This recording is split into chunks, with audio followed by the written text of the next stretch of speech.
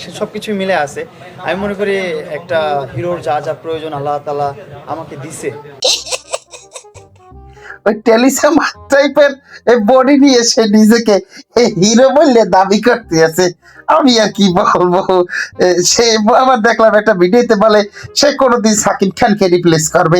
আমি মনে করি যে রিপ্লেস করার মতন আমি সব দিক থেকে আছি মোটামুটি পারফেক্ট।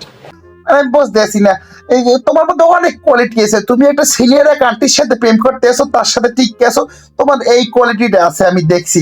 তুমি কিভাবে সাকিব খানকে রিপ্লেস করবে আমি বুঝতে পারতেছি না। আর তোমার মধ্যে হিরোর কোনো কোয়ালিটি আমি দেখি না দাদু। যে হিরোর বাসায় যে একটা থাকে না সাইড ক্যারেক্টার, সেই সাইড ক্যারেক্টারের বাসার কাজের লোকের মতো লাগতে আছে তোমাকে দেখতে।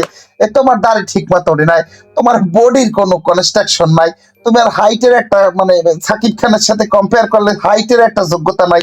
তুমি কোন দিক দিয়ে যে হিরো হবা, কোন দিক দিয়ে মানে সুপারস্টার তুমি হবা আমি বুঝতে পারতেছি না। তুমি টিকটক করো, তুমি নাচো, তুমি যাত্রায় নাচো, তুমি রাস্তায় নেমে নাচো, এই তোমারে মানায়। তুমি সুপারস্টার হওয়ার কথা ভাই বলে দাদু, তোমার অনেক দূর যাওয়া লাগবে। তোমার এখন কমপ্লেন খাওয়ার বাস, তুমি কমপ্লেন খাও। আমি অনেক কথা বললে ফেলাইছি। তোমার কোনো যোগ্যতা নাই সুপারস্টার হওয়ার হওয়ার হওয়ার